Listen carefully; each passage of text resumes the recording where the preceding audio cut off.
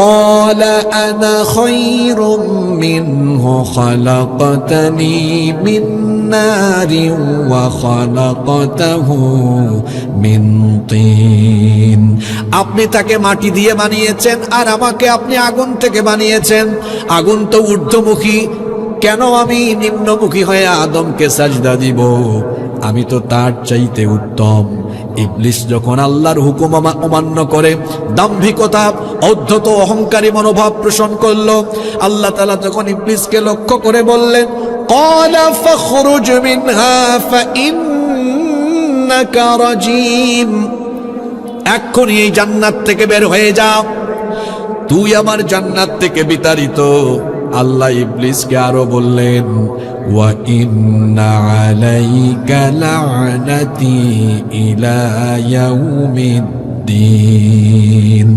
বিচার দিবস পর্যন্ত তোর উপর আমার লানত। আল্লাহ তাআলা যখন ইবলিসকে জান্নাত থেকে বের করে দিলেন, সে তখন আল্লাহর কাছে একটা আবেদন জানাতে চাইল। আল্লাহ বললেন, ঠিক আছে, কি আবেদন করবি কর। ইবলিস তখন বলল, ক্বালা আনযিরনি ইলা ইয়াউমি ইউবাসুন। ডে অফ রিজারেকশন, পুনরুত্থান দিবস পর্যন্ত আমাকে অবকাশ দাও, সুযোগ দিয়ে দাও। আল্লাহ তাআলা তখন তাকে বললেন, ক্বালা ইন্নাকা মিনাল মুনযারিন ইলা ইয়াউমিল ওয়াকতিল মা'লুম। ঠিক আছে, সেই নির্দিষ্ট দিন পর্যন্ত আমি তোকে অবকাশ দিয়ে দিলাম, সুযোগ দিয়ে দিলাম। ইবলিস এবার এই সুযোগ পেয়ে কি করলো দেখেন। কোরআনে কারীমের 7 নম্বর সূরা সূরাতুল আরাফের 16 নম্বর আয়াত থেকে আল্লাহ বলছেন, ইবলিস এই চান্স পেয়ে এবার আল্লাহর সাথে চ্যালেঞ্জ করে একটা ওয়াদা করে বসলো।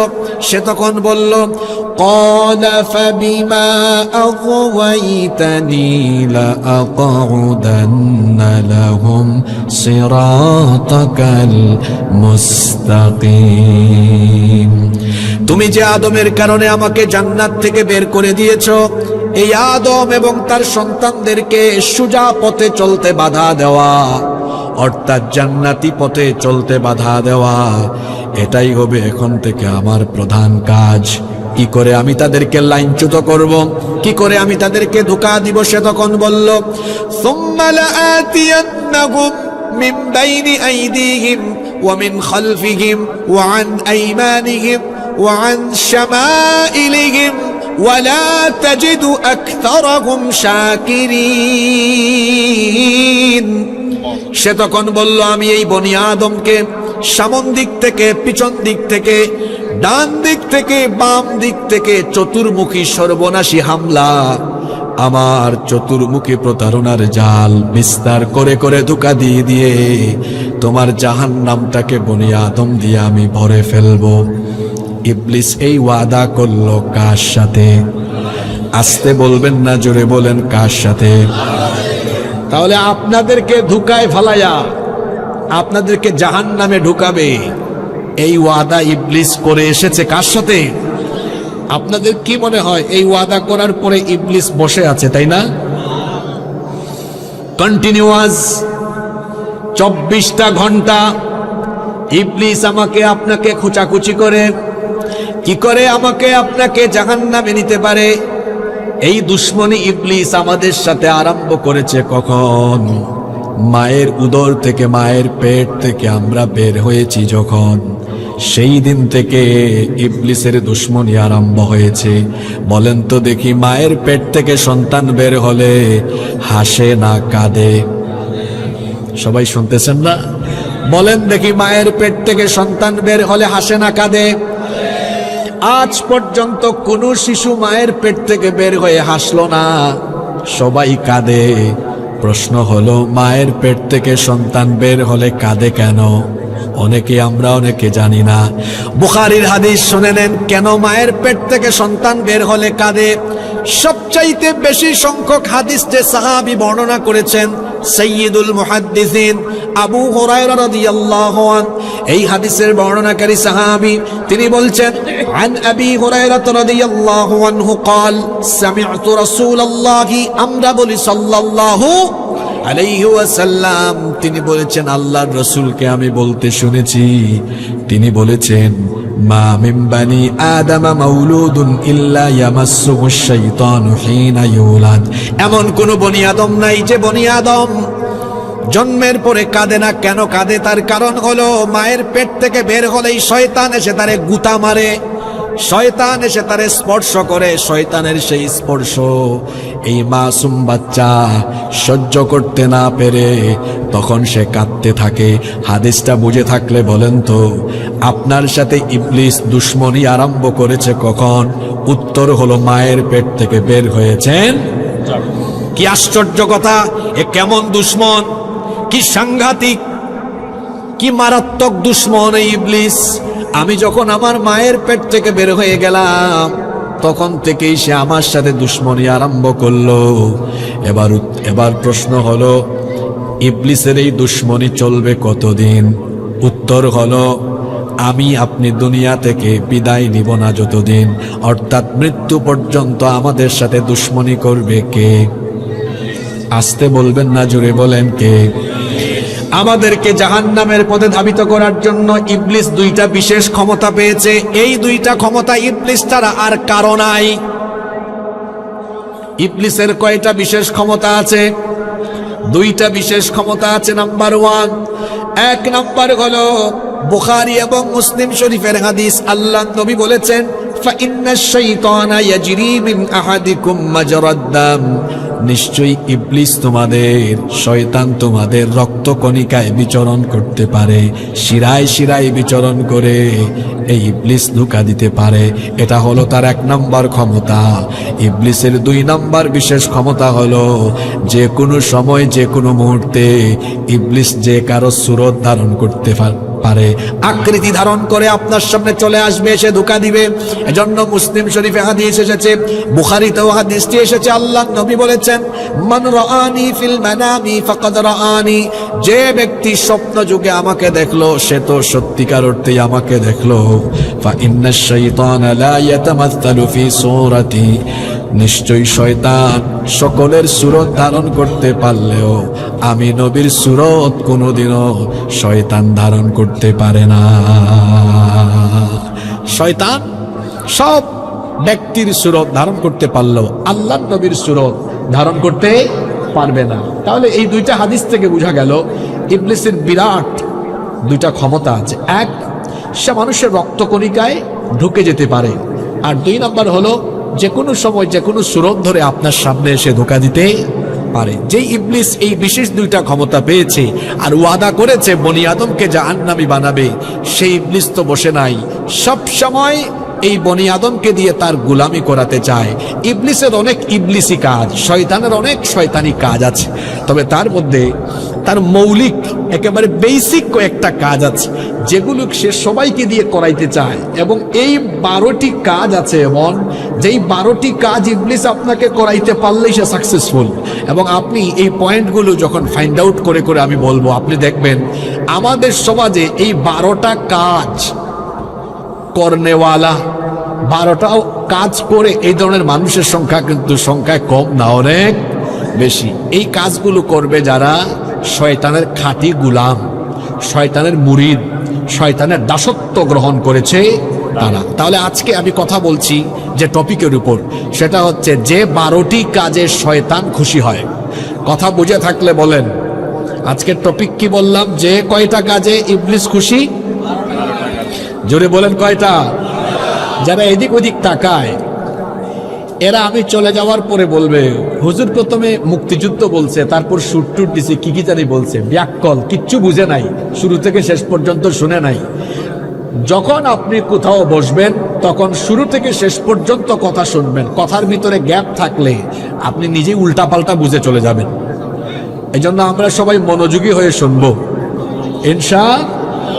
চলেন দেখি কোন 12টা কাজে মিস্টার ইবলিস শয়তান খুশি। এই 12টা কাজ যদি আমাদের কারো ভিতরে থাকে, এখানে তওবা করে আজকে বাড়ি যাব, এই কাজগুলো করব না, আমরা আজকে থেকেই সংশোধন হয়ে যাব। বলেন ইনশাআল্লাহ। 1 নাম্বার শুরু হয়ে গেল। ইবলিস যে কাজে খুশি সেটা হলো নামাজে না গিয়ে বেনামাজি ইবলিস কাউরে বানাইতে পারলে ইবলিস তার উপর খুশি। আচ্ছা বলেন তো, এই ইবলিস তো জান্নাতের ভিতরেই ছিল, সে জান্নাত থেকে বের হয়েছে কি না দেওয়ার কারণে? সাজদা না করার কারণে। কয়টা সাজদা? একটা। সে জান্নাতি ছিল, জান্নাতের ভেতরেই থাকতো, বসবাস করত। কেন তাকে জান্নাত থেকে বের করে দেওয়া হলো? তার কারণ হলো তার অপরাধ ছিল সে সাজদা দেয় নাই। আর ইবলিস মাত্র একটা সাজদা না দেওয়ার অপরাধে সে জান্নাত থেকে বিতাড়িত হয়ে গেল। এই জন্য ইবলিস আফসোস করে বলে, হাদিসটা মুসলিম শরীফে এসেছে, ইয়া ওয়াইলি, হায় দুর্ভাগ্য আমার, উমের ইবনু আদম বিসসুজুদ, আদম সন্তানকে সাজদা দেওয়ার আদেশ করা হয়েছে, ফাসাজাদা ফালাহুল জান্নাহ, তারা আল্লাহর হুকুম মেনে সাজদা দিয়ে তাদের জন্য জান্নাত হাসিল করে ফেললো। আল্লাহু আকবার। সে আরো বলে, ওয়া উমিরতু বিসসুজুদ, আমাকেও তো সাজদার আদেশ দেওয়া হয়েছিল, ফাআবাইতু, কিন্তু আমি সেই হুকুম অমান্য করেছিলাম, ফালিন্নার, এই জন্য আমি জাহান্নামের অধিবাসী হয়ে গেলাম। যেহেতু ইবলিস সাজদা না দেওয়ার অপরাধে জান্নাত থেকে বিতাড়িত হয়েছে, এই জন্য ইবলিসের প্রথম টার্গেট হলো সেও মানুষকে সাজদা থেকে দূরে রাখবে, সেও মানুষকে নামাজ থেকে দূরে রাখবে। এই জন্য ইবলিস নামাজ থেকে আপনাকে দূরে রাখবার আপ্রাণ প্রচেষ্টা চালায়। এই যে কিছুক্ষণ পরে রাতের বেলা বাড়িতে আপনারা ঘুমাবেন, আপনারা ঘুমায় যান, আপনাদের কাজ শেষ, কিন্তু ইবলিসের কাজ কারবার থামে না। আপনারা যখন ঘুমান তখনও ইবলিস কি করে শোনেন, তার ষড়যন্ত্র থামে না। বুখারী শরীফে হাদিস এসেছে, এই হাদিসটি আবু হুরায়রা রাদিয়াল্লাহু আনহু বর্ণনা করেছেন। তিনি বলেছেন, রাসূলে কারীম, আমরা বলি সাল্লাল্লাহু আলাইহি ওয়াসাল্লাম বলেছেন, ইয়াকিদুশ শাইতানু আলা কাফিয়াতি রাসি আহাদিকুম ইযা হুয়া নামা সালাসা উকাদ, যখন তোমাদের কোনো ব্যক্তি রাতের বেলা ঘুমায়, শয়তান তখন তার ঘাড়ের দিকে এসে 3টা গিরা লাগায়।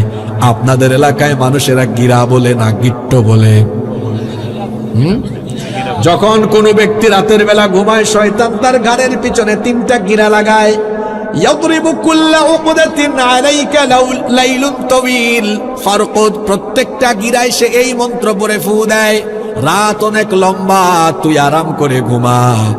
যখন ফজরের আজান কানে যাওয়ার পরে আল্লাহর ভয়ে আজান শুনে কোনো ব্যক্তি ঘুম থেকে উঠে যায়, শয়তানের লাগানো 1 নাম্বার গিরা তখন ছুটে যায়। লোকটা যখন অজু করে শয়তানের লাগানো 2 নাম্বার গিরাটাও ছুটে যায়। লোকটা যখন নামাজে দাঁড়িয়ে যায়, শয়তানের লাগানো 3 নাম্বার গিরাটাও ছুটে যায়। কিন্তু যে আজান শুনে উঠে না, আল্লাহরেও ভয় পায় না, জামাতেও হাজির হয় না, ঘুমিয়ে থাকে, সে আল্লাহকে নারাজ করে দিয়ে শয়তানকে খুশি করে, শয়তানের দাসত্ব গ্রহণ করে, শয়তানের খাস মুরিদ হয়ে শয়তানকে সে খুশি করে, শয়তানকে হাসিয়ে ফেলে। শয়তানের 1 নম্বর টার্গেটই হলো মানুষকে বেনামাজি বানানো। কেন? কিয়ামতের দিন সর্বপ্রথম আপনাদের কাছ থেকে আল্লাহ যে আমলের হিসাব চাইবেন, সেই আমলের নাম কি? দেখছেন কারবার? আপনার প্রথম প্রশ্নটাই যেন কমন না পড়ে, সেই জন্য ইবলিস আপনাকে নামাজ থেকে দূরে রাখবার চেষ্টা চালায়। আপনি ইবলিসের ফান্দে পড়েছেন। ইবলিসের ফান্দে পড়ে আপনার ফজর নাই, যোহরও নাই, আসরও নাই, মাগরিবও নাই, এশাও নাই। হয়তোবা এখানে আল্লাহর বহু কুতুব মাহফিলে চলে এসেছে, কিন্তু এশার নামাজটা কাজা করে এসেছে। আমার দেশে এইরকম বহু মানুষ আছে, ওয়াজ শুনে রাত 12টা 1টা পর্যন্ত এসে কই, হুজুর আপনার আলোচনা আমি বড় পছন্দ করি, ওয়াজও শুনি। হায় রে শ্রোতা, ওয়াজ শুনে আমল করে না। কবি বলেছেন, আমাদের দেশে হবে সেই ছেলে কবে, কথায় না বড় হয়ে কথা বলবেন কম, কাজ করবেন বেশি। আপনি তো ইবলিসের ফান্দে পড়েছেন। ইবলিস চায় আপনাকে জাহান্নামী বানাতে, নামাজ থেকে দূরে রাখতে। আল্লাহর নবী বলেছেন, লা দীনা লিমান লা সালাতা লাহু, যার মধ্যে নামাজ নাই তার মধ্যে দিন নাই। নামাজের ব্যাপারে সংক্ষিপ্ত ওয়াজ হলো, যার মধ্যে নামাজ নাই তার মধ্যে ঈমান নাই। এই জন্য খবরদার, ঈমানদারির পরিচয় দিতে হলে 5 ওয়াক্তের নামাজ কোনোভাবেই কখনোই কাজা করা যাবে না। যারা নামাজ ছেড়ে দেয় তারা শয়তানকে হাসায়। কারণ আল্লাহর নবী বলেছেন, যখন কোনো ব্যক্তি নামাজে আল্লাহকে সাজদা দেয়, ইবলিস যখন এটা দেখে, ইরতাজালাশ শাইতানু আনহু ফায়াবকি, এই লোকটার সাজদার দৃশ্য দেখে ইবলিস তার থেকে দূরে চলে গিয়ে তারপরে কান্না করে।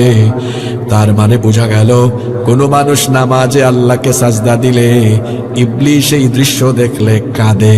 আর যখন কোনো মানুষ নামাজ ছেড়ে দিয়ে আড্ডা মারে, ঘুমায়া থাকে, খেলাধুলা করতে থাকে, তামাশা করতে থাকে, ইবলিস এই বেনামাজিকে দেখলে তখন হাসে। হাদিসটা বুঝে থাকলে বলেন তো, আমরা নামাজে গেলে ইবলিস কাঁদে না হাসে? আর নামাজে না গেলে ইবলিস কি করে? নাও টেক ইউর ডিসিশন। এখানে আপনার সিদ্ধান্ত আপনি নিবেন। এখন প্রতিদিন 5 বার আপনারা কি ইবলিসকে হাসাবেন না কাঁদাবেন? যারা কথা বলে না তারা কি বায়াত নিয়ে এখানে এসে বসছে নাকি? কারবারটা কি এরকম যে হুজুর এখানে আসার আগে বায়াত একটা নিয়ে আসছি? প্রতিদিন 5 বার ইবলিসকে হাসাবেন না কাঁদাবেন? জোরে বলতে হবে, হাসাবেন না কাঁদাবেন? তো কাঁদাতে হইলে কি করতে হবে? সালাত কায়েম করো, সালাত কায়েম করো, হবে সম্মানী তুমি, হবে জান্নাতি তুমি, দেবে কাল হাসরে শীতল ছায়া আরশে আজিম। রব্বিয়াল আলা রব্বিয়াল আজিম। মুমিন তুমি, সালাত তোমার মস্ত পরিচয়, দুনিয়া তোমার আজকে আছে কালকে হবে লয়। আজকে রুকু সাজদা করো, নিজ পরিচয় আঁকড়ে ধরো, তবেই তো মুমিন। সালাত তোমার অঙ্গে মাখো, সঙ্গে রাখো, হবে না বিলীন। রব্বিয়াল আলা রব্বিয়াল আজিম, রব্বিয়াল আলা রব্বিয়াল আজিম। একজন মুমিন তো হবে এমন, তার জীবন চলে যাবে কিন্তু জীবন থাকতে কোনোদিন 1 ওয়াক্ত নামাজ কাজা করবে। কারণ শয়তান যে সকল কাজে সবচেয়ে বেশি খুশি হয় তার মধ্যে 1 নম্বর কাজ হলো কি ছেড়ে দিলে? জোরে বলেন, কি ছেড়ে দিলে সবচেয়ে বেশি খুশি হয় সে? কারণ সে জান্নাত থেকে বের হয়েছে এই অপরাধে, সাজদা দেয় নাই সে। এই জন্য আপনাকেও এই একই অপরাধের অপরাধী সে বানাতে চায়, একই অপরাধের অপরাধী বানাতে চাই। আমরা কি ইবলিসের অপরাধে, এই সেম অপরাধের অপরাধী হতে চাই নাকি? মহিলা প্যান্ডেলে যত মা বোনেরা আছেন, আমার মা বোনদেরকেও সেম কথা বলবো, খবরদার 1 ওয়াক্ত নামাজ কাজা করবেন না। কলেজে বিশ্ববিদ্যালয়ে আমার যে সকল বোনেরা পড়ালেখা করেন তাদেরকে বলবো, আমার বোনেরা নামাজ কখনো ছাড়বেন না। নারীদের জন্য জান্নাতে যাওয়া কত সহজ। আল্লাহর নবী বলেছেন, ইদা সাল্লাত আল মারআতু খামসাহা ওয়া সামাত শাহরাহা ওয়া হাফিজাত ফারজাহা ওয়া আতাআত যাওজাহা, যেই নারী এই 4টা কাজ করবে, 5 ওয়াক্তের নামাজের হেফাজত করবে, রমজান মাসে রোজা রাখবে, স্বামীর আনুগত্য করবে, খেদমত করবে, আর যে নারী তার সতীত্ব তার স্বামীর জন্য রক্ষা করবে, ওই নারীর জন্য আল্লাহ কিয়ামতের দিন জান্নাতের সবগুলো দরজা খুলে দিবে। এই জন্য আমার মাদেরকে বোনদেরকে বলবো, খবরদার। মা বোনদের জোহরের নামাজ লেট করে পড়ার অভ্যাস আছে। জোহরের নামাজ নারীরা লেট করে আদায় করে, তাদেরকে বলবো দুপুর 12টা 12:30টার মধ্যে ঘরের রান্না বান্না শেষ করবেন, তাড়াতাড়ি গোসল করে জোহরের নামাজে আগে দাঁড়িয়ে যাবেন। আমরা যারা পুরুষ আছি, নারী আছি, সবার জন্য কাজ আগে না নামাজ আগে? জোরে বলেন, কাজ আগে না নামাজ আগে? আমাদের সব কাজ পরে, নামাজ হলো সবার আগে আমাদের নামাজ। কিন্তু আমাদের ব্যস্ততা এত বেশি, রিক্সাওয়ালাও বিজি, ভ্যানওয়ালাও বিজি, এত রিক্সা চালায়, ভ্যান চালায়, কই হুজুর রিক্সা চালাইতে চালাইতে, ভ্যান চালাইতে চালাইতে নামাজ পড়ার টাইম পাই না। এই জন্য দেখা যায় 10 বছর 15 বছর ভ্যান চালায়, রিক্সা চালায়, পরিবারের তার কোনো অভাব যায় না। অভাব অনটন দারিদ্রতা দূর করতে হলে যদি পরিবারে রহমত চান, বরকত চান, রিজিক চান, তাহলে সময় মতো নামাজ আদায় করবেন। যারা সময় মতো নামাজ আদায় করে না, এদের রিজিকের মধ্যে, পরিবারের মধ্যে বরকত থাকে না, শান্তি থাকে না। আর যাদের জীবনে নামাজ আছে তাদের জীবনে শান্তি আছে না নাই? দেখবেন যাদের জীবনে নামাজ নাই এদের চেহারা সুরতেও কোনো মায়া নাই, চেহারাটা দেখলে ডাকাতের মতো লাগে, চোরের মতো লাগে। কারণ সারাদিনে তো একটাবার মুখ ধোয়ার টাইমও পায় না, খাটাস হয়েছে, এমন খাটাসের খাটাস। কিন্তু যারা 5 ওয়াক্তের নামাজি, ফজরের নামাজের আগে একবার ওযু আছে না নাই? যোহরের আগে ওযু আছে, মাগরিবের আগে, এশার আগে। একজন নামাজি যারা তাহাজ্জুদ পড়ে না তারাও কমপক্ষে 5 বার ওযু করে। যারা তাহাজ্জুদ গুজারি তারা তো তার থেকে আরো বেশি ওযু করে। আরো কিছু আমলদার বান্দা আছে ওযু ছাড়া থাকে না, সব সময় ওযু করে। আপনারা যারা এখানে আছেন সবাইকে অনুরোধ করি এই আমলটা করার চেষ্টা করবেন। আল্লাহর নবী মেরাজ থেকে ফিরে এসে সাইয়েদনা বেলাল রাদিয়াল্লাহু আনহুকে বললেন, বেলাল তোমার মর্যাদা কত বেশি তুমি কি জানো নাকি? তিনি বললেন, ইয়া রাসূলুল্লাহ আমরা বলি সাল্লাল্লাহু আলাইহি ওয়াসাল্লাম। কি করে আমার এত মর্যাদা হয়েছে বলেন, কি মর্যাদা? আল্লাহর নবী বললেন, মেরাজের রাতে আমি নবী আমার নিজের কানে জান্নাতে তোমার পায়ের আওয়াজ শুনে এসেছি। আল্লাহু আকবার। আল্লাহর নবী বললেন, আমি আমার নিজের কানে জান্নাতে তোমার পায়ের আওয়াজ শুনে এসেছি। বেলাল রে এত মর্যাদা তোমার বাল্য কেমনে? তুমি কোন আমলটা করো, কোন আমলের কারণে এত মর্যাদা বেড়ে গেল? তিনি বললেন, ওগো আল্লাহর নবী আমার সকল আমল সম্পর্কেই তো আপনি জানেন, কিন্তু আমার এমন একটা আমল আছে যে আমলটা আমি কখনো ছাড়ি না। আল্লাহর নবী বললেন, কোন সে আমল? তিনি বললেন, ওযু ছাড়া আমি কখনো থাকি না। ওযু ছুটে গেলে সাথে সাথে ওযু বানাই, আর ওযু করার পরে সঙ্গে সঙ্গে আমি ওযুর গুরুত্বের জন্য আরো 2 রাকাত নামাজ আদায় করি। আল্লাহর নবী বললেন, বিলাল রে এই আমল তুমি কোনোদিন ছেড়ো না। এই আমলের কারণে আল্লাহ তোমার এত মর্যাদা বাড়িয়েছেন। আমি রাসূল নিজে জান্নাতে এই জন্য তোমার পায়ের আওয়াজ শুনে এসেছি। নামাজিরা পবিত্র থাকে কমপক্ষে 5 বার ওযু করে। এই জন্য ফেয়ার এন্ড লাভলি লাগে না, ফেস ওয়াশ লাগে না, ফেসিয়াল করা লাগে না। নামাজি নারী পুরুষের চেহারার মধ্যে একটা স্পেশাল নূর যিনি দান করে দেন তিনি কে? যারা নামাজ আদায় করে না চেহারাটা দেখতে দেখবেন চোরের মতো লাগে, ডাকাতের মতো লাগে, ওযু নাই। যারা ওযু করে কেন এদের চেহারা এত সুন্দর? নামাজিদের চেহারা সুন্দর হওয়ার আরেকটা কারণ আছে। আল্লাহর নবী বলেছেন, যখন কোনো ব্যক্তি ওযু করে ওযুর পানিগুলো যখন তার অঙ্গ প্রত্যঙ্গ গড়িয়ে গড়িয়ে পড়ে, ওযুর পানি যখন মুখে নিয়ে কুলি করে মুখের সগীরা গুনাহ ঝরে পড়ে, যখন সে মুখমণ্ডল ধৌত করে চোখ এবং মুখের সগীরা গুনাহগুলো ঝরে পড়ে, হাত আর পা যখন ধৌত করে ওযুর পানির সাথে হাত এবং পায়ের সগীরা গুনাহ ঝরে পড়ে। কাপড়ে দাগ থাকলে সাদা কাপড়ে দাগ লাগলে যেমন দেখা যায়, তেমনি পাপের সাগরে থাকলে চেহারা সুরতের আলামতে বোঝা যায়। কিন্তু ওযু যারা করে ওই যে ওযুর পানির সাথে তো সগীরা গুনাহ ঝরে ঝরে পড়ে, এই জন্য এদের চেহারাও বড় পবিত্র থাকে, মাসুম হয়ে যায়। আল্লাহ এদের চেহারা একটা নূর দিয়ে দেন। আল্লাহু আকবার। এই জন্য পারলে সব সময় ওযুরত অবস্থায় থাকবেন, আর নামাজ কখনো ছাড়বেন না। কারণ শয়তান যে সকল কাজে খুশি হয় তার মধ্যে 1 নম্বরের কাজ হলো কি ছেড়ে দিলে শয়তান খুশি। আপনারা ছাড়বেন নাকি নামাজ? আজকে থেকে নামাজ আর জীবন থাকতে 1 ওয়াক্তও কাজা করব না। আমরা কি এই ওয়াদাটা আল্লাহর সাথে করতে পারি? একটু হাতটা তুলে আল্লাহরে দেখান তো। আল্লাহ তোমার সব বান্দাদেরকে তৌফিক দাও, বলেন আমিন। আরো 11টা আছে তো, আপনারা কি 35-40 মিনিট মনোযোগী থাকতে পারবেন তো? নাম্বার 2 নাম্বার যে কাজে শয়তান খুশি সেটা হলো আপনাকে জামাতে নামাজ আদায় থেকে দূরে রাখতে পারলে শয়তান আরো খুশি। মনে রাখবেন, একা একা নামাজ আদায় করলে নামাজের কোনো হক আদায় হয় না। কারণ নামাজকে ফরজ করা হয়েছে জামাতের সাথে, এই জন্য নামাজ জামাতের সাথে আদায় করতে হবে। একাকী নামাজ আদায়ের চাইতে জামাতে নামাজ আদায় করায় 27 গুণ বেশি সওয়াব রয়েছে। সুবহানাল্লাহ। আল্লাহর নবী বলেছেন, আজান হওয়ার পরে যারা ঘরে একাকী নামাজ আদায় করে আমার ইচ্ছে হয় সেই ঘরগুলোতে আমি আগুন লাগিয়ে ঘরগুলো জ্বালিয়ে দেই।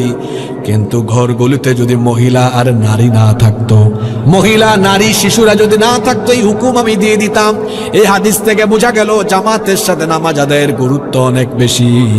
এই যে এখন শীতকাল এসেছে, ফজরের সময় আরো বেশি ঠান্ডা লাগে, ইবলিস প্রথমে চেষ্টা চালায় কোনো মানুষকে নামাজ থেকেই দূরে রাখতে, কিন্তু যদি দেখা যায় ইবলিস ধোঁকা দিয়ে পারতেছে না, লোকটা নামাজ পড়বেই পড়বে, তখন ইবলিস তার সেকেন্ড অ্যাকশনে নামে। দ্বিতীয় অ্যাকশন হলো, আচ্ছা লোকটা যেহেতু নামাজই পড়ে ফেলবে, দেখি অন্তত নামাজের জামাত থেকে দূরে রাখা যায় কিনা। আমাদের উস্তাদরা আমাদেরকে প্রায় সময় একটা কিচ্ছা বলতেন, এটা কোনো হাদিস না, এটা জামাতের সাথে নামাজ আদায়ের গুরুত্ব বোঝাতে এবং আমাদেরকে মোটিভেট করতে এই কথাটা বলতেন। আমি আপনাদেরকে এই কথাটা বলছি, খেয়াল করে শোনেন। এক লোক ফজরের সময় আজান শুনছে, ইবলিস তো এসে গুতায় খালি, ঠান্ডা ঘুমা। মুয়াজ্জিন বলেছে আসসালাতু খায়রুম মিনান নাওম, নামাজ ঘুমের চেয়ে নামাজ উত্তম। আর ইবলিস বলে নামাজের থেকে ঘুম ভালো, ঘুমা। ইবলিস খুব আরামায়েশে রাখার চেষ্টা করে, কিন্তু লোকটা ইবলিসের ধোঁকায় পড়ে না, উঠে গেছে, অজুও করছে। ইবলিস আবার বোঝায়, অজু করছে কি হয়েছে, ঘুমা, যাইস না। লোকটা রেডি হচ্ছে, ইবলিস দেখতেছে আরে এ তো কোনো ধোঁকায় পড়তেছে না, এ তো নামাজে চলেই যাবে। চিন্তা করলো দেখি এরে অন্তত জামাত থেকে দূরে রাখা যায় কিনা। জামাতের সওয়াব কত বেশি আমি উদাহরণ দিয়ে বুঝাই। একটা নামাজ 27 বার একা পড়লে যে সওয়াব, একবার জামাতে গেলে ওই সওয়াব। সুবহানাল্লাহ কইতে ইচ্ছে করলো না? একটা নামাজ আপনি 27 বার পড়লে যে সওয়াব, জামাতে একবার আদায় করলে ওই সওয়াব আমল নামায় দেওয়া হয়। সুবহানাল্লাহ। ইবলিস কি চাইবে আপনার আমলের পাল্লা ভারী হোক? কিয়ামতের দিন ক্ষমতা কাজে লাগবে না, টাকা কাজে লাগবে না। দুনিয়ায় আমাদের কত ফুটানি, ক্ষমতার জন্য মানুষ মেরে ফেলি, ক্ষমতার জন্য কত দিকে কত ঝগড়া লাগাই, ফাসাদ করি। কিয়ামতের দিন সকল লোকেরা বলবে মা আগনা আন্নি মালিয়া হালাকা আন্নি সুলতানিয়া, ধন দৌলতার ক্ষমতা, আধিপত্য, কর্তৃত্ব কোনো কাজেই আমার লাগলো না। সেই দিন কেবল একটা জিনিস কাজে লাগবে, সেটার নাম হলো আমল। ফাআম্মা মান সাকুলাত মাওয়াজিনুহু ফাহুয়া ফি ঈশাতির রাদিয়া ওয়া আম্মা মান খাফফাত মাওয়াজিনুহু ফাউম্মুহু হাওিয়া। কিয়ামতের দিন যাদের আমলের পাল্লা, নেকির পাল্লা ভারী হবে, তারাই তো জান্নাতি হবে, আর যাদের আমলের পাল্লা হালকা হবে তারা জাহান্নামী হবে। আচ্ছা বলেন তো, আপনার নেকির পাল্লা ভারী হোক, এইটা শয়তান চায় নাকি? কোনোদিনও শয়তান এটা চায় না, চাইবেও না। এই জন্য শয়তান যদি আপনাকে নামাজ থেকে দূরে রাখতে না পারে, 2 নাম্বার চেষ্টা চালায়, দেখি লোকটারে জামাত থেকে দূরে রাখা যায় কিনা। তাহলে আমলের পাল্লাটা কি হবে? হালকা হবে। এক লোক জামাতে চলে যাচ্ছে, ইবলিস তখন মানুষের সুরত ধরে তার বাড়ির সামনে দরজায় হাজির। দরজা খুলছে, সালামও দিয়েছে। কি ব্যাপার ভাই? ইবলিস বলতেছে ভাই বাইরে আজকে প্রচুর ঠান্ডা, 1 হাত দূরে কাউরে দেখা যায় না, খুব শীত পড়েছে। অথবা বর্ষাকালে বলতেছে খুব বৃষ্টি, রাস্তায় কাদা হয়ে গেছে, আপনার মসজিদে দেখতে কষ্ট হবে।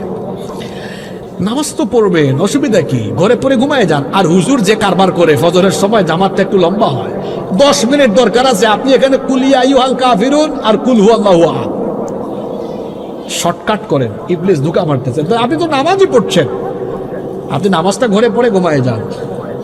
বলতেছে না, যতই কাদা হোক, যতই ঠান্ডা হোক, আর নামাজ যত লম্বা হোক, আমি যাবই।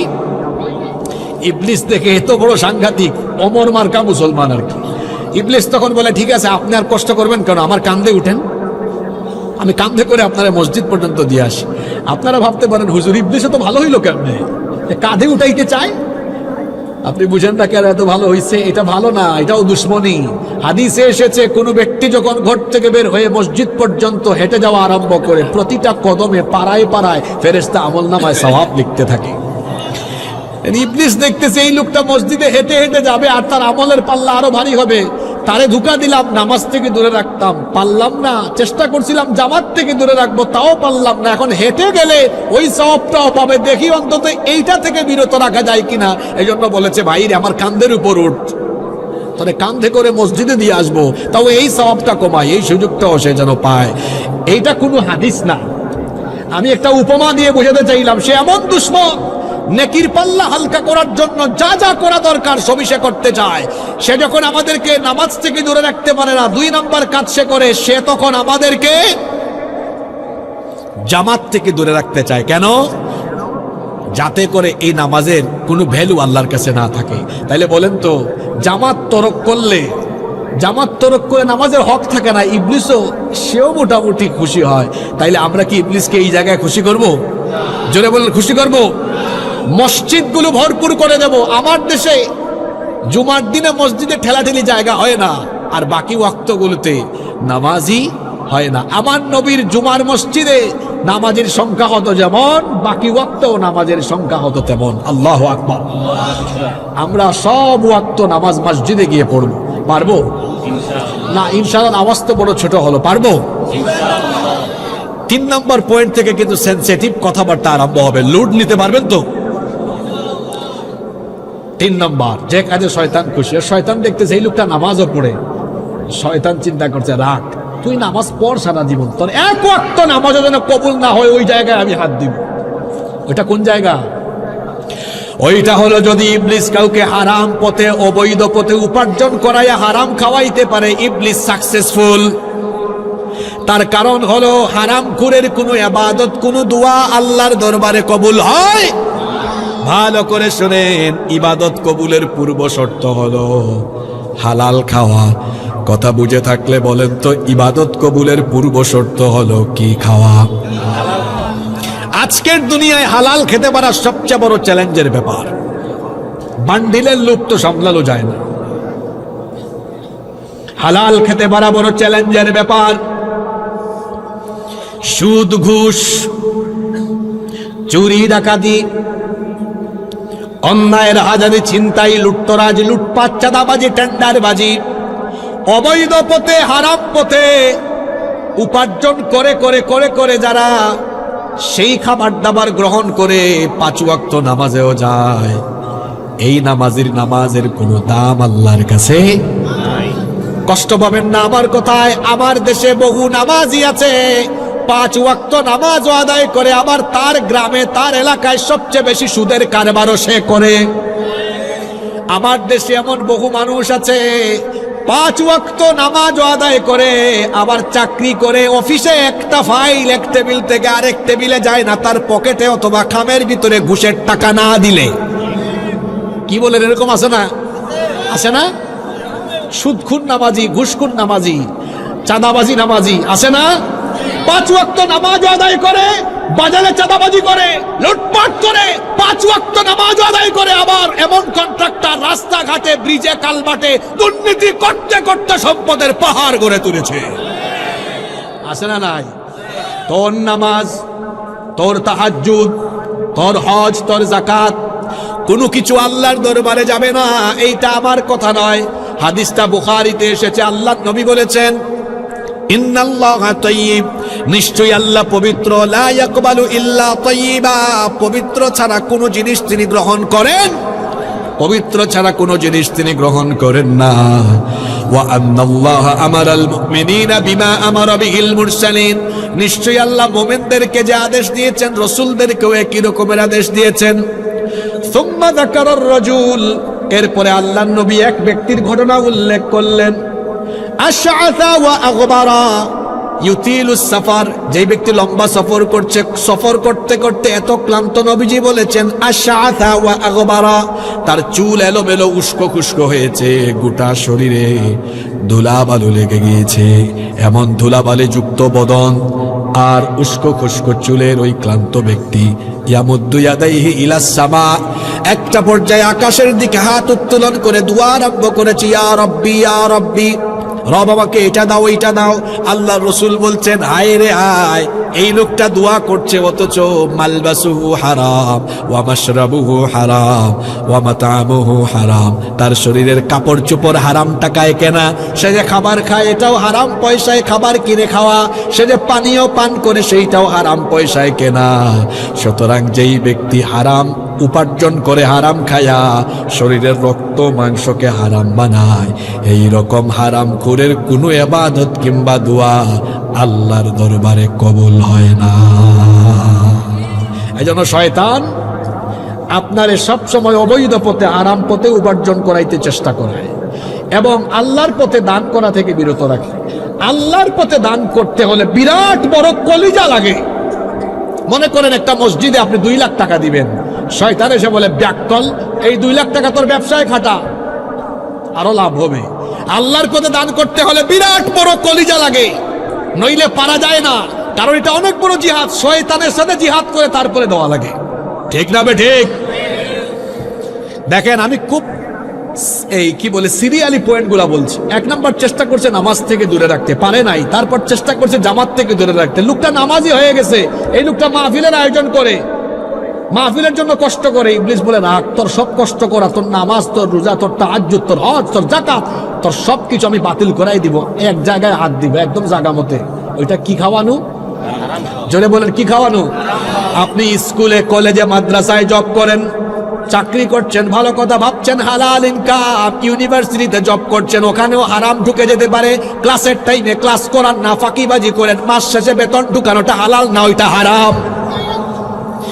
আপনি হয়তো ফুলতলা বাজারে অথবা আপনি আশেপাশের কোনো বাজারে ব্যবসা করেন, ব্যবসাকে তো আল্লাহ হালাল বানিয়েছেন, কিন্তু ব্যবসা করার সময় মিথ্যা কথা বলেন, মিথ্যা কসম করে পণ্য বিক্রি করেন।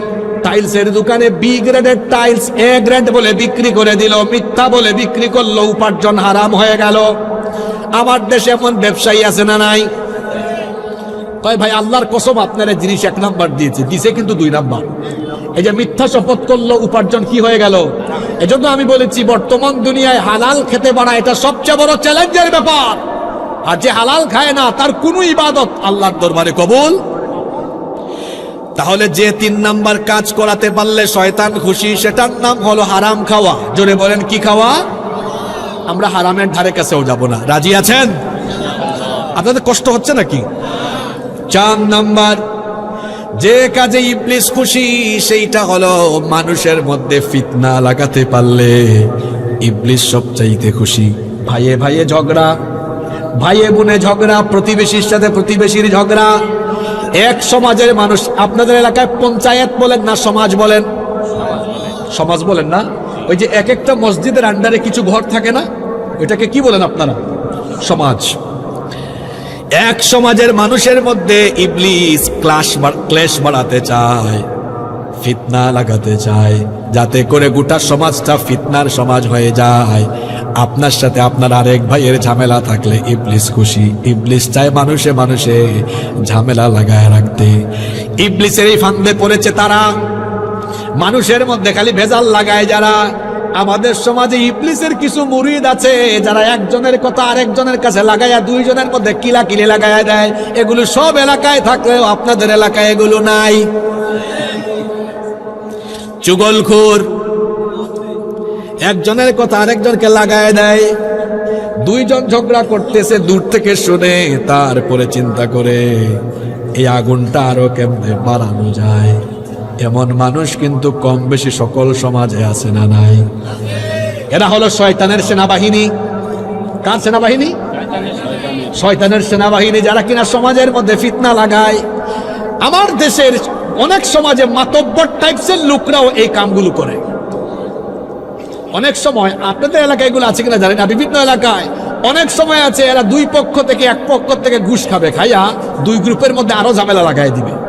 এগুলা কিন্তু অনেক এলাকায় আছে, আছে না?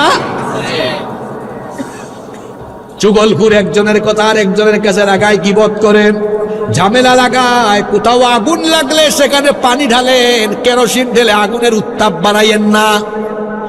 মুসলমান তো হবে এমন সম্প্রীতি, সৌহার্দ্য, হৃদ্যতার বন্ধনে আবদ্ধ থাকবে, কখনো ফিতনায় জড়াবে না, কারণ ফিতনায় জড়ানো কোনো মুমিনের কাজ হতে পারে। সুতরাং ফিতনা লাগাতে পারলে ইবলিস খুশি হয়। আর যে ফিতনা ইবলিস সবচেয়ে বেশি খুশি সেইটা কি শুনেন? এটা হাদিস থেকে শোনাই, মুসলিম শরীফের হাদিস। জাবির রাদিয়াল্লাহু আনহু হাদিসটি বর্ণনা করেছেন।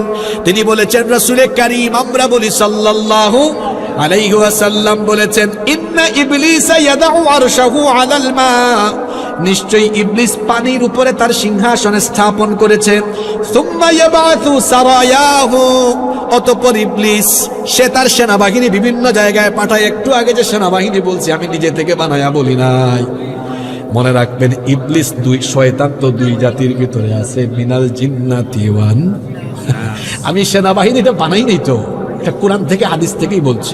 জিনের ভিতরেও যেমন শয়তান আছে, মানুষের ভিতরেও, মানুষের মধ্যে মানুষরূপী শয়তান কারা? মানুষ হয়ে শয়তানের কাজ সমাজে আঞ্জাম দেয় যারা, মানুষরূপী শয়তান হলো তারা। এরকম মানুষরূপী শয়তান তো এই খুলনার ভিতরে নাই, সব আল্লাহর কুতুব হয়ে গেছে একদম। শুনেন, আল্লাহ নবী বলেছেন ইবলিস পানির উপরে তার সিংহাসন স্থাপন করেছে। সুম্মা ইয়াবাতু সারায়াহু, অতঃপর সে তার বাহিনী পাঠায়। ফাআদনাহুম মিনহু মানজিলাতান আযামুহুম ফিতনা, সেখানে ছোট পর্যায়ের অনেক বাহিনী অনেক সময় বড় পর্যায়ের ফিতনা আঞ্জাম দিয়ে দেয়। ইবলিস তার সেনাবাহিনীর সাথে বৈঠকে বসে, বৈঠকে তখন তার সেনাবাহিনীর এক একজন সদস্য আসে, এসে বলে লিডার আজকে অমুককে এই পাপ করাইছি। আরেকজন বলে লিডার আমি আজকে অমুককে দিয়ে এই পাপ এই গুনাহ করাইছি। ইবলিস সবারটাই শুনে শুনে আস্তে করে বলে মা সনাতা শাইআ, তুমি তেমন বড় শয়তানি কাজ আজকে করতে পারো নাই। শুনতেছেন কথা? কয় তুমি খুব বড় শয়তানি কাজ করতে পারো নাই। অতঃপর একজন এসে যখন বলে লিডার মা তারাকতুহু হাত্তা ফাররাতু বাইনাহু ওয়া বাইনা ইমরাআতিহি, আমি তো এক হাজবেন্ড আর আরেক ওয়াইফের মধ্যে এমন ভেজাল লাগাইছি, দুইজনকে বিচ্ছেদ ঘটাইছি না যতক্ষণ আসি নাই ততক্ষণ। কয় আজকে সবচেয়ে বড় শয়তানি কাজ তুমি করছো, তোমারে পুরস্কার দেওয়া দরকার। তুমি এত দূরে কেন, এত দূরে কেন? তুমি আমার কাছে আসো, সবচেয়ে বড় শয়তানি কাজটা আজকে তুমি করছো। হাদিসটা বুঝে থাকলে বলেন তো, মানুষের মাঝে ফিতনা লাগাইতে তো ইবলিস এমনিতেই খুশি, কিন্তু কাদের ফিতনায় ইবলিস সবচেয়ে বেশি খুশি? জোরে বলেন। সুতরাং এখানে যত বিবাহিত ভাই এবং মহিলা প্যান্ডেলে বিবাহিতা বোনেরা আছেন, হাজব্যান্ড ওয়াইফের মধ্যে মনোমালিন্য, মান অভিমান, এটা সবার পরিবারে আছে না নাই? এটা হুজুরদের পরিবারে আছে, সাহাবীদের পরিবারেও ছিল না, নবীর পরিবারেও তো ছিল। মান অভিমান থাকে, এটাকে অত বড় পর্যায়ে নিয়ে যাবেন না, অত বড় পর্যায়ে নিয়ে যাওয়া উচিত হবে না। এক ব্যক্তি একবার ওমর ফারুক রাদিয়াল্লাহু আনহুর কাছে এসেছে, এসে তার বাড়ি থেকে চলে যাচ্ছে। ওমর ফারুক রাদিয়াল্লাহু আনহু বললেন কি ব্যাপার, তুমি আমার বাড়িতে এসে চলে যাচ্ছ কেন? তাই আসছিলাম একটা অভিযোগ করতে, এসে দেখি আমি যে রোগের রোগী আপনিও ওই রোগের রোগী। হাজবেন্ড ওয়াইফের ঝামেলা সব জায়গায় থাকে কি থাকে না, কিন্তু এটাকে বড় পর্যায়ে নিয়ে যাবেন না। সকালবেলা একটু মান অভিমান হয়েছে, সন্ধ্যাবেলা একটু আদর করে সুন্দর করে কথা বলেন।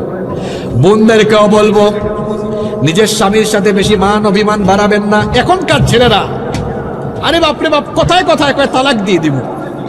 তালাক হচ্ছে আবগাদুল হালাল, হালালের মধ্যে নিকৃষ্ট হালাল, এটা আল্লাহ পছন্দ করেন না। ওই দিন এক ছেলে আমাকে বলে হুজুর আমি নতুন বিয়ে করেছি, 6-7 মাস হয়েছে, আমার বউ খুব সুন্দর, কিন্তু খালি রাগ করে, আমার রাগ ওঠে, মনটা চায় তালাক দিয়ে দিই, আপনি একটু পরামর্শ দেন। আমি বললাম যে বউ হইলো আপনার, পরামর্শ চান আমার, এটা কেমন কথা? আপনার বউ একটু রাগারাগি করে তো কি হয়েছে, আপনি কন্ট্রোল করে ফেলেন, আপনি বলেন না কেন তাকে? আপনি তো বলছেন যে আপনার বউ অনেক সুন্দর, তো বলেন তুমি এমনি যে সুন্দরের সুন্দর, রাগ করলে তোমারে লাগে আরো সুন্দর, আর রাগ করবে? অনেকে আছে তার বউয়ের সাথে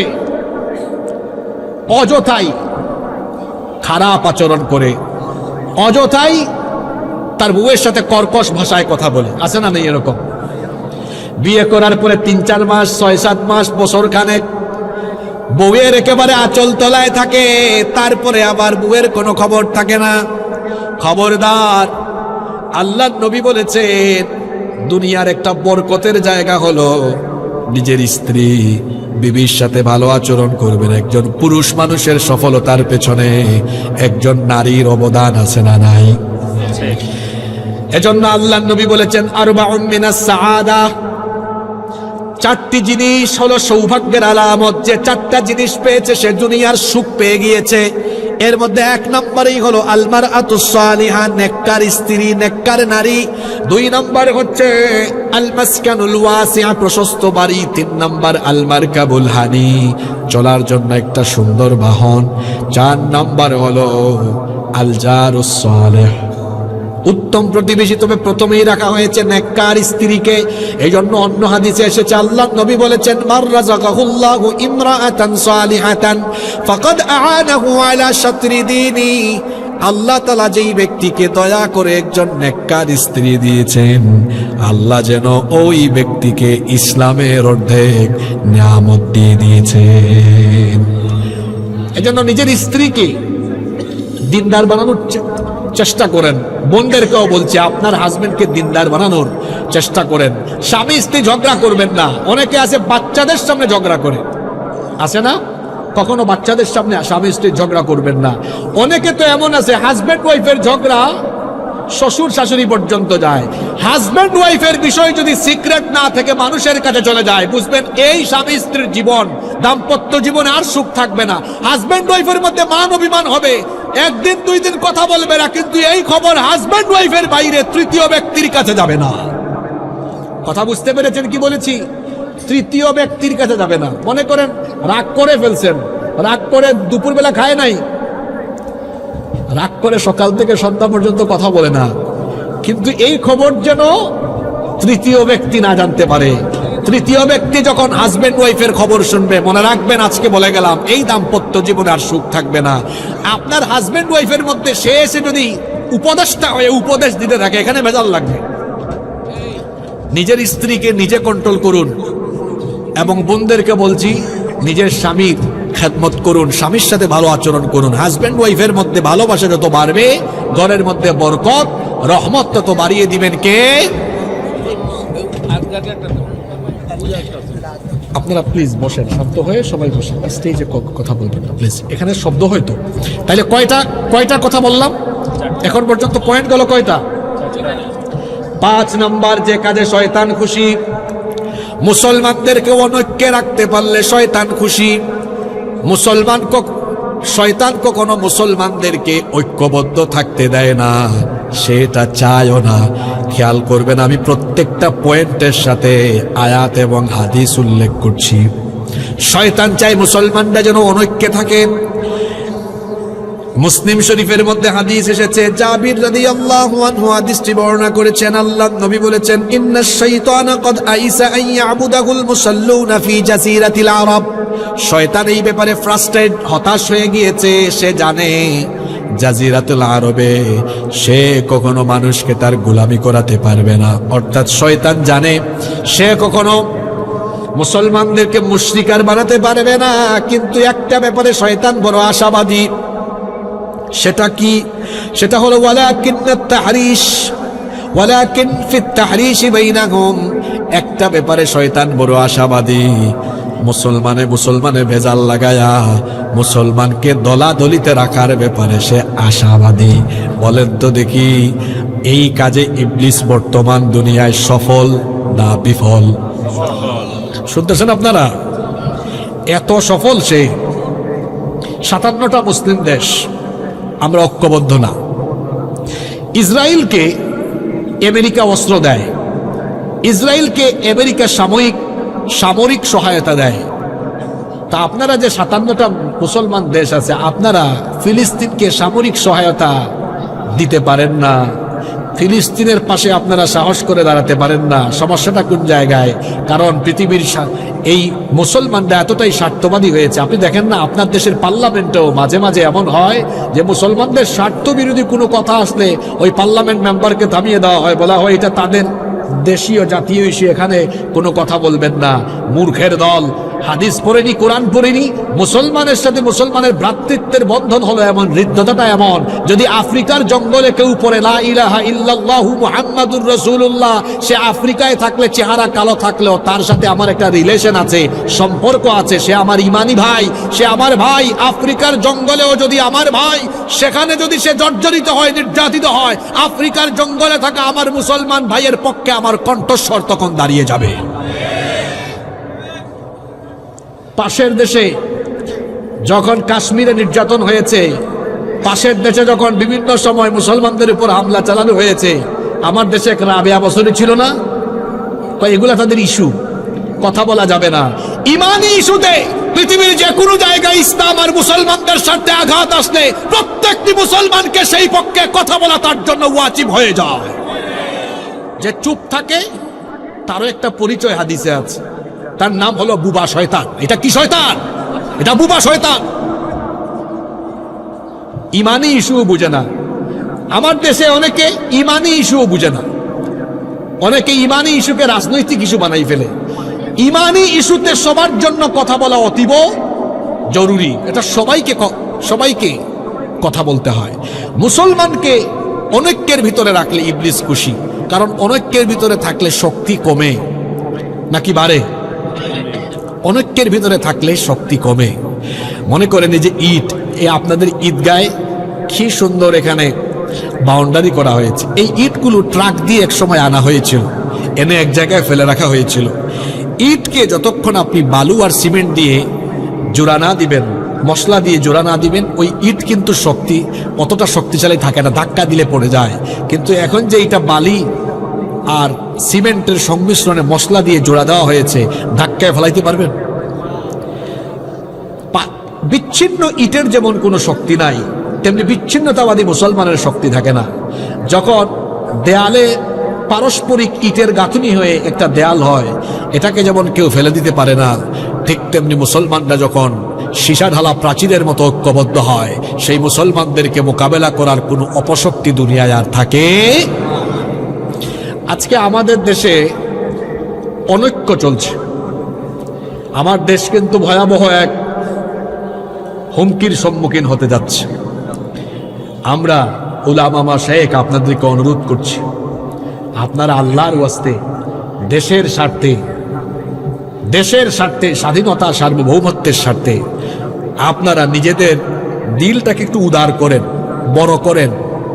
মনে রাখবেন, সবার আগে দেশ, সবার আগে কি? যে ছেলেটাকে গত শুক্রবারে গুলি করা হয়েছে, আহারে, এটা দেখে মনে হয়েছে আমার নিজের আপন ভাইকে গুলি করা হয়েছে। আসলে তো আমাদের সম্পর্কটা এমন হবে, আমরা যারা এক দেশে বাস করি, এক দেশের মানুষ হিসাবে আমরা তো একটা পরিবারের মতো সবাই। এখানে আমাদেরই কোনো ভাই বোন বিপদে পড়লে আমাদের তো খারাপ লাগবে, এটাই তো স্বাভাবিক। এই ছেলেটাকে প্রকাশ্য দিবালুকে ঢাকায়, আপনারা তো জানেন ঘটনাটা ঘটছে জুমার নামাজের পরে, তাই না? তাও কোথায়?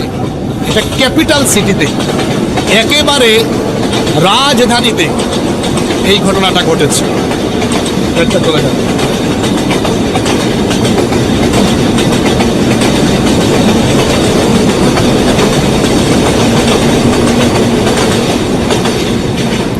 দেখেন, আমাদের দেশের রাজধানীতে ক্যাপিটাল সিটিতে এই ঘটনাটা ঘটেছে।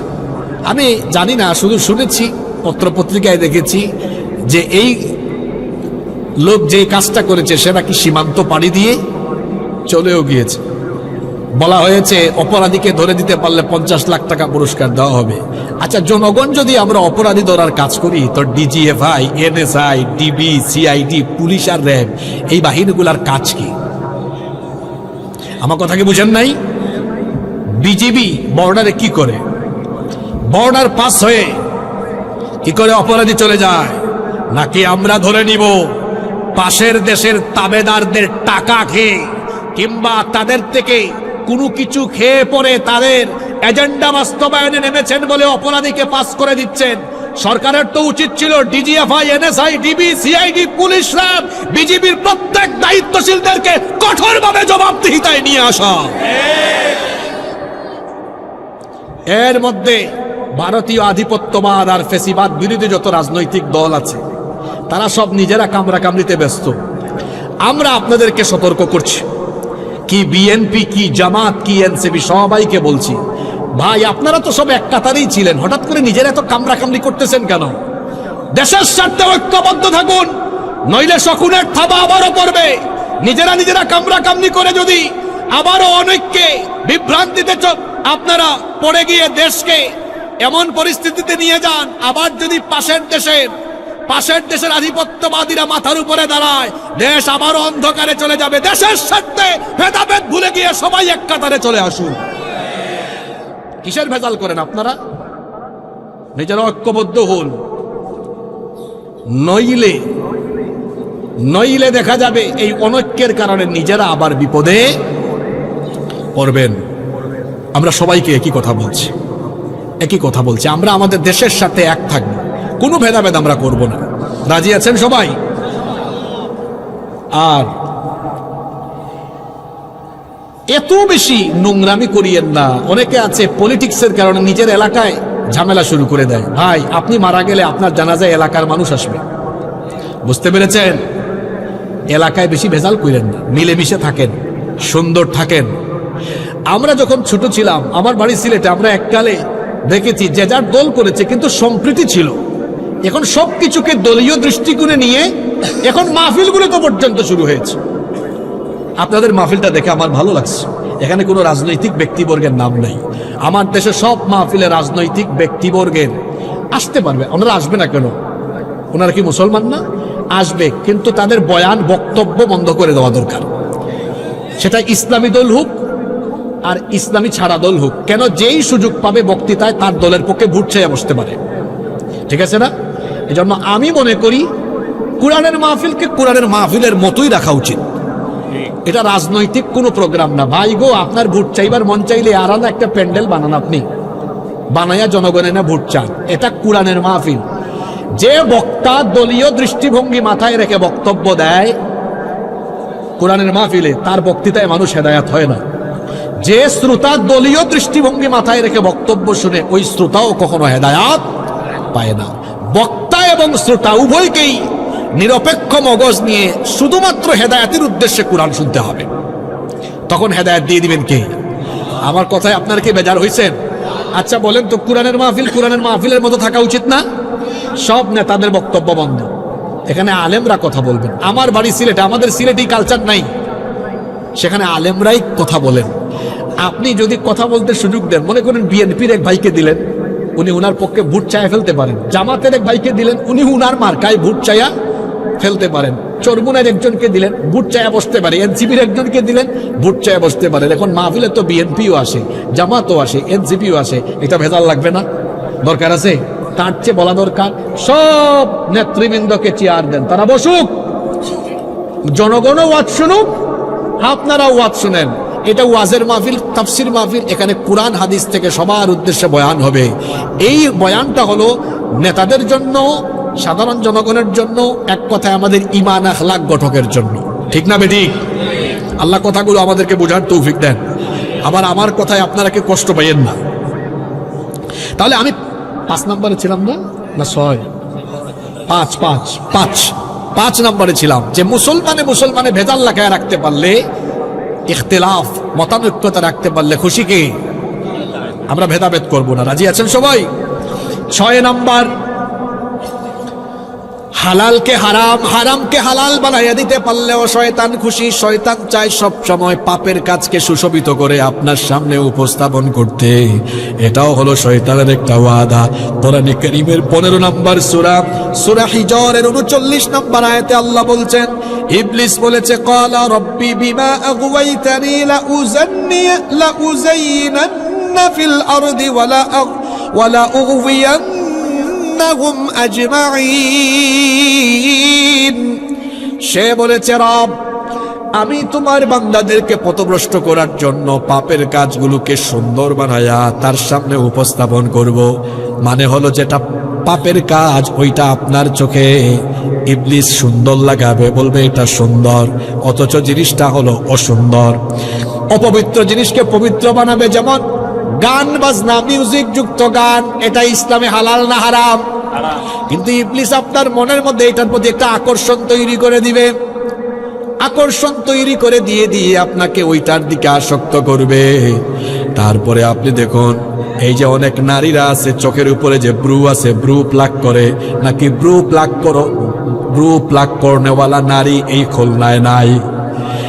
ব্রু, এই চোখের উপরে ব্রুটা আল্লাহ এত সুন্দর করে দিয়েছেন। কারো কারো ব্রু দেখতে বাঁকা তরবারির মতো, এটাই সুন্দর। কিন্তু ইবলিস বলে না, এটা সুন্দর না, এটা একটু পার্লারে গিয়া প্লাক করো।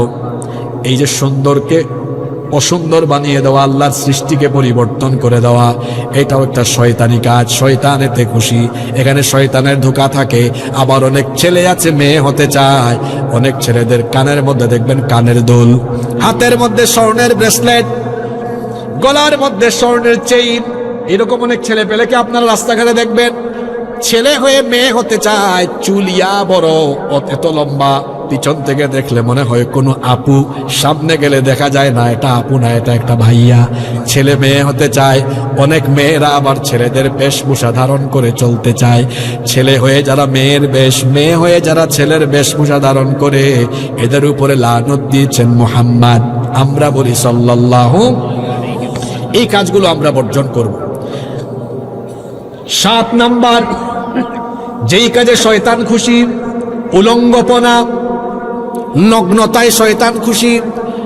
শয়তানের একটা কাজ হলো মানুষকে উলঙ্গ বানায়া দেওয়া। এই কাজটা করছে কোথায় জানেন? একদম জান্নাতের ভিতরে করছে সে। এই ঘটনাটা কুরআন শরীফে এসেছে। কোরআনে কারীমের 7 নম্বর সূরা সূরাতুল আরাফের 26 নম্বর আয়াত থেকে আল্লাহ বলছেন, ইয়া বানি আদম লা ইয়াফতিনান্নাকুমুশ শাইতানু কামা আখরাজা আবাওয়াইকুম মিনাল জান্নাহ। হে বনি আদম, শয়তান তোমাদের পিতা মাতা অর্থাৎ আদম এবং হাওয়াকে যেভাবে ফিতনায় ফেলেছিল, সেভাবে যেন তোমাদেরকে ফিতনায় ফেলতে না পারে। তোমাদের বাবা এবং মা আদম এবং হাওয়াকে ইবলিস ধোঁকা দিয়ে দিয়ে নিষিদ্ধ গাছের কাছে নিয়ে গিয়েছিল, নিষিদ্ধ গাছের ফল ভক্ষণ করিয়েছিল, যার কারণে তাদের শরীর থেকে জান্নাতি পোশাক খুলে গিয়েছিল। অতঃপর জান্নাতের পবিত্র গাছের পাতা দিয়ে তারা তাদের লজ্জাস্থানকে ঢেকে রেখেছিলেন। তার মানে মানুষের শরীর থেকে পোশাক খুলে দিয়ে যৌনতায়, উলঙ্গপনায়, নগ্নতায় মানুষকে অভ্যস্ত করে তোলা, এটা ইবলিসের কাজ। এইটা সে আমাদের বাপ মা থেকে অ্যাপ্লাই করে এসেছে, ওখানেই সে কর্মসূচি বাস্তবায়নের অপচেষ্টা চালিয়েছে। তার এই অপচেষ্টা এখনো থেমে নাই। তাকিয়ে দেখেন আপনার সমাজের দিকে, এখন নগ্নতা, উলঙ্গপনা কম না বেশি? অনেক বেশি। এখন দেখবেন অনেক ছেলেরা হাফ প্যান্ট পরে রাস্তায় ঘুরে। যে সকল তরুণ ছাত্র যুবক ভাইয়েরা হাফ প্যান্ট পরে রাস্তায় ঘুরেন, ভাইদেরকে বলছি খবরদার, হাফ প্যান্ট পরে রাস্তায় ঘুরবেন না। কারণ আপনার সতর্ক হলো হাঁটুর নিচ পর্যন্ত। এই জন্য এইভাবে হাফ প্যান্ট পরে রাস্তায় হাঁটবেন না। অনেক মেয়েরা আছে উলঙ্গপনায় মশগুল হয়ে গিয়েছে। আমার বোনদেরকে বলবো, বেপর্দা হয়ে কখনো ঘর থেকে বের হবেন না। পর্দার বিধানটা হুজুরদের নয়, পর্দার বিধান কার? এই জন্য ঘরের ভিতরে নিজের স্ত্রীদেরকে, নিজের ঘরের মা বোনদেরকে পর্দা করাবেন। বেপর্দায় তাদেরকে নিমজ্জিত করবেন না, অবশ্যই পর্দা করাবেন। কারণ উলঙ্গপনা, নগ্নতা, বেহায়াপনায় শয়তান খুশি। উলঙ্গপনা, নগ্নতার কর্মসূচি হলো শয়তানের কর্মসূচি। জুড়ে বলেন, কার কর্মসূচি? অনেক ভাইয়েরা আছেন তাদের বউকে পর্দা করান না। আমি তাদেরকে ভদ্র ভাষায় বলি, আচ্ছা আপনার বউকে বেপর্দা নিয়ে বের হলেন, আপনার বউয়ের নাক কেমন, ঠোঁট কেমন, গাল কেমন, আপনার বউয়ের সৌন্দর্য যদি আরেকজন দেখেই ফেলে, আরেকজন সব যদি দেখেই ফেলে, আর আপনার যদি খারাপ না লাগে, আমি মনে করব ভাই আপনার ভিতরে পুরুষত্ব নাই, ব্যক্তিত্ব নাই। আপনি এক রুচিহীন, ব্যক্তিত্বহীন পুরুষ। আপনি পুরুষ নামের কলঙ্ক। কেমন রুচি আপনার জিনিস আপনার দেখে আরেকজন? আপনার বউ আপনি দেখেন, রাস্তাঘাটে এভাবে ছেড়ে দিয়েন না। আপনার বউকে পর্দায় রাখেন, আপনার বউকে আপনি দেখেন। উলঙ্গপনা, নগ্নতায় ধাবিত হবেন না। উলঙ্গপনা, নগ্নতা, এটা কার কাজ? শয়তানের কাজ। কয়টা বললাম? 7টা। 8 নম্বর হলো মাদক এবং জুয়ায় আসক্ত করতে পারা, এটাও শয়তানের কাজ। এটা আমার কথা নয়, আল্লাহ সূরা মাঈদার 90 নম্বর আয়াতে বলছেন, ইন্নামাল খামরু ওয়াল মাইসিরু ওয়াল আনসাবু ওয়াল আজলামু রিজসুম মিন আমালিশ শাইতান। নিশ্চয়ই মাদক, জুয়া, ভাগ্য নির্ণায়ক তীর, ভাস্কর্য প্রতিমা, এগুলো হলো শয়তানি কাজ। মাদক আর জুয়ার মাধ্যমে শয়তান আপনাকে বিপথে নিয়ে যেতে চায়। যুবক ভাইদেরকে বলছি, মাদকাসক্ত হওয়া যাবে না, মাদকের সাথে কোনো সম্পর্ক রাখা যাবে না। মাদক আমাদের সমাজের মধ্যে বিশৃঙ্খলা সৃষ্টি করে। মাদকাসক্ত বেশিরভাগ লোকেরাই দেখবেন চোর হয়, কারণ মাদকের টাকা যখন থাকে না রাস্তাঘাটে চুরি করে। মাদকাসক্ত লোকেরা বউ পিটায় যখন পকেটে টাকা থাকে না, বউকে বলে তোর বাপের বাড়ি থেকে পয়সা। দেখবেন এই জন্য বেশিরভাগ মাদকাসক্ত লোকেরা হয় স্ত্রী নির্যাতনকারী। আছে না? আবার জুয়া আমাদের সমাজে বেড়ে গিয়েছে। এই ওয়াজ চাচারা বুঝবেন না, এটা ছাত্ররা বুঝবে, যুবকরা বুঝবে। বলেন তো বর্তমানে অনলাইন জুয়া আমাদের দেশে কম না বেশি? এখন অনলাইন জুয়া বেড়েছে, অনলাইনে জুয়া খেলে ছেলেরা, অনলাইনে জুয়া খেলে, বিভিন্ন রকম জুয়া বের হয়েছে অনলাইনে, এই জুয়াগুলো তারা খেলে।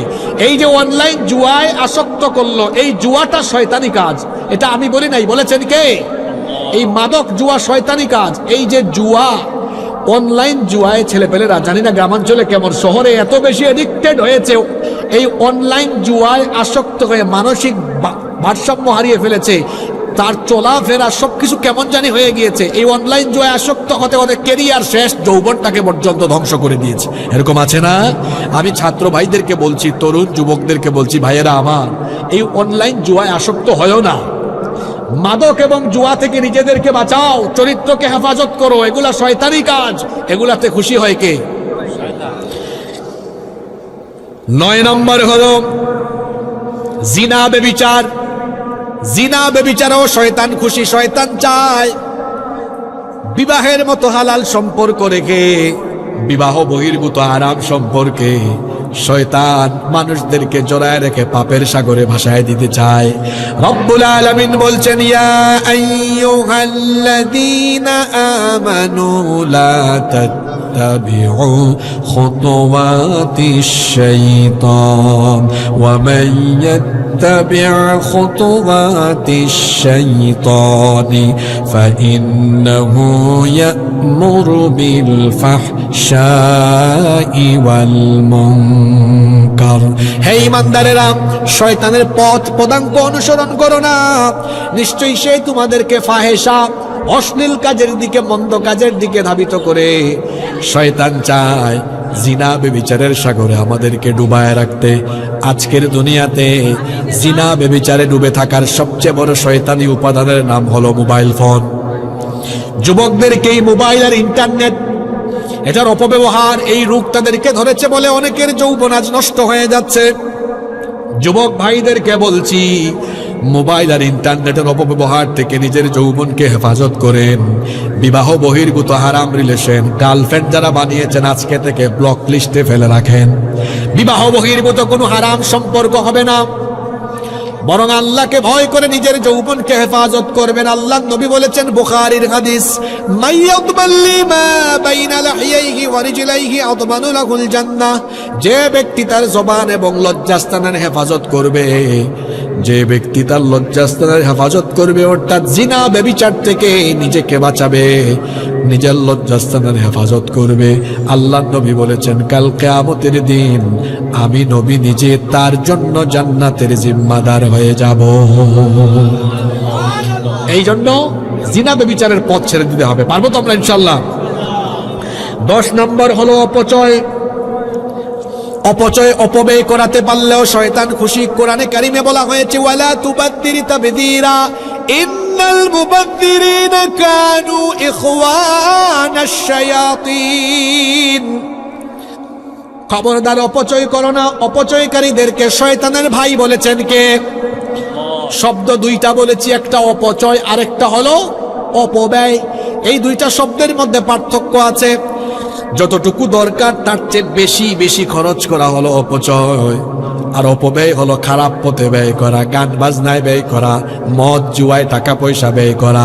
খারাপ পথে ব্যয় করার নাম অপব্যয়, আর অতিরিক্ত খরচ, ভালো কাজে অতিরিক্ত খরচ করার নাম হলো অপচয়। মুসলমান কখনো অপচয় করবে না, অপব্যয় করবে না, কারণ অপচয় অপব্যয় করলে শয়তান খুশি। তাহলে মুসলমান কি করবে? আল্লাহ এটা শিখিয়ে দিয়েছেন।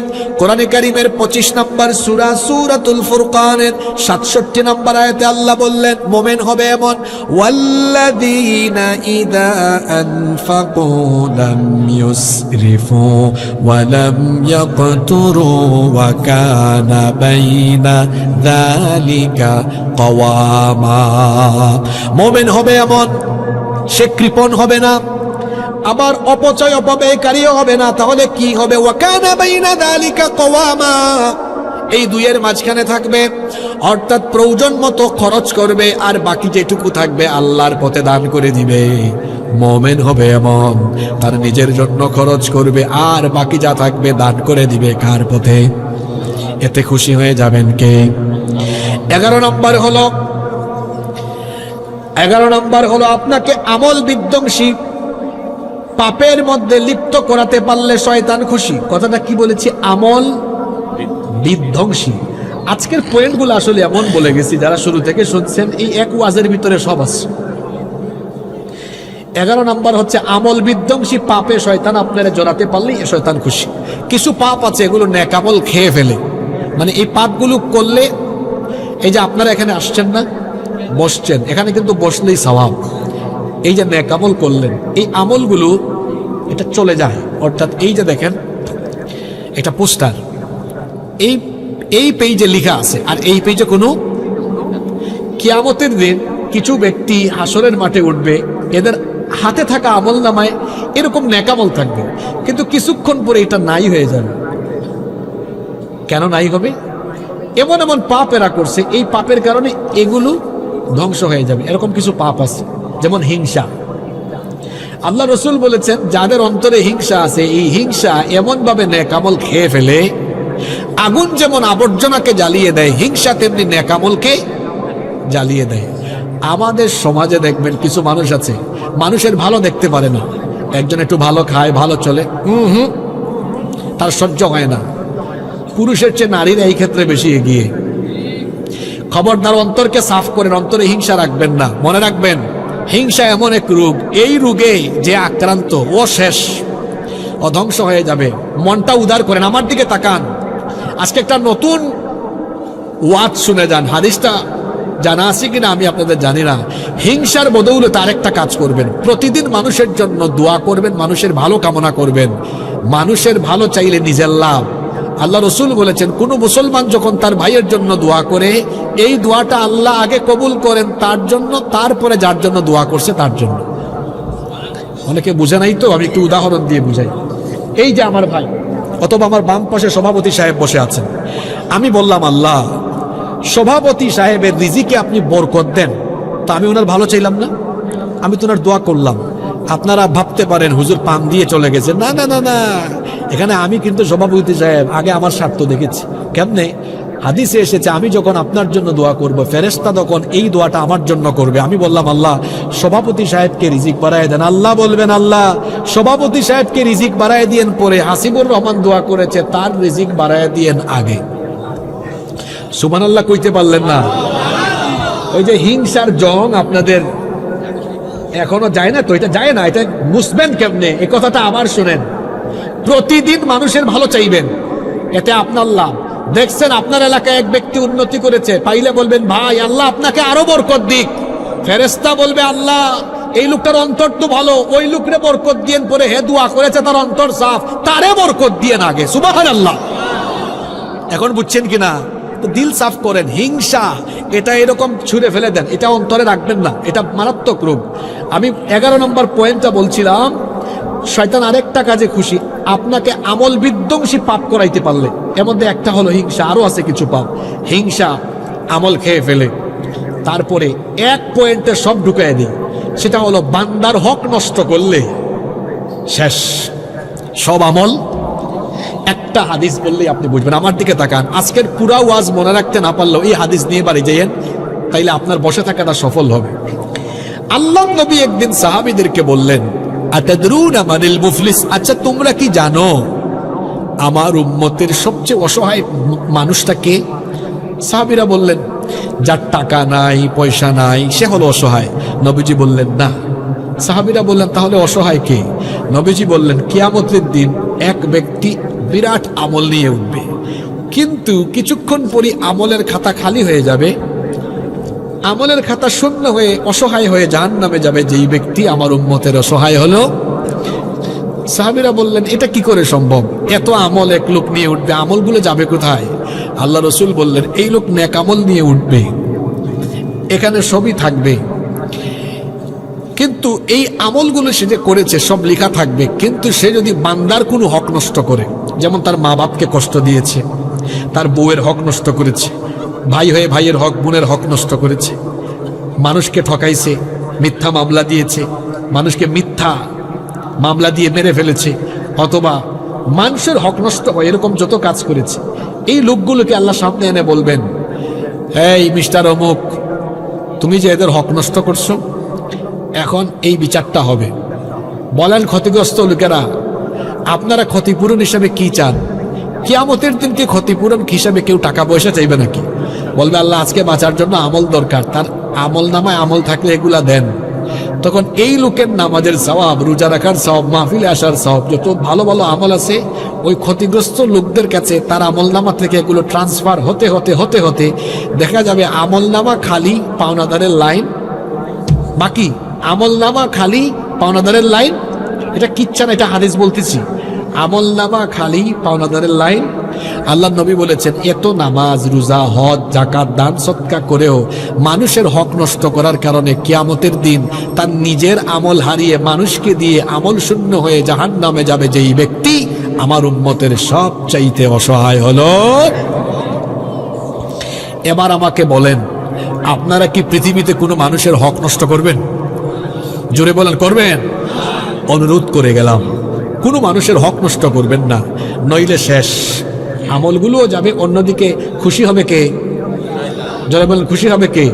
খুব ভদ্র মানুষ আপনারা। আমি এত লম্বা ওয়াজ কোথাও করি না, 2 ঘন্টার উপরে হয়ে গেছে, বড় জোর 1.5 ঘন্টা কথা বলি। আজকে অনেক কথা বলে ফেলছি, মানুষ ভদ্র তো আপনারা বসে আছেন। শেষ পয়েন্টটা বলি, বলার আগে 11টা পয়েন্ট যা যা বলছি এগুলো আজকে রিপিট করি। আজকে কি বিষয়ে কথা বলেছি? যে 12টা কাজে শয়তান। 1 নাম্বার কি ছেড়ে দিলে? মাশাআল্লাহ, মনে রাখছেন, নামাজ ছেড়ে দিলে। 2 নাম্বার নামাজের জামাত ছেড়ে দিলে। তারপরে আমরা 3 নাম্বারে কি বলেছি? হারাম, হারাম খাইলে। 4 নাম্বার ফিতনা লাগালে মানুষের মধ্যে। 5 নাম্বার মুসলমান বিচ্ছিন্ন থাকলে। তারপরে 6 নাম্বার কি বলেছি? হালালকে হারাম, হারামকে হালাল মনে করলে। তারপরে 7 নাম্বার কি বলেছি? উলঙ্গপনা, নগ্নতায় মেতে থাকলে। তারপরে 8 নাম্বার কি বলেছি? মাদক এবং জুয়ায় সম্পৃক্ত হলে। 9 নাম্বার বলেছি জিনা ব্যভিচারের সাগরে ডুব দিলে। 10 নাম্বার বলেছি অপচয় অপব্যয় করলে। 11 নাম্বার কি বলেছি? আমল বিধ্বংসী পাপে সম্পৃক্ত হলে। শেষ পয়েন্ট। আচ্ছা, শেষ পয়েন্টটা বলবো, কিন্তু বলেন তো, যে 11টা রোগের কথা বললাম, এই 11টা রোগ সমাজে কম বেশ আছে না নাই? জোরে বলেন, আছে না নাই? এগুলা কি ভালো মানুষের কাজ না শয়তানি কাজ? শয়তান 2 জাতির ভিতরে, মিনাল জিন্নাতি।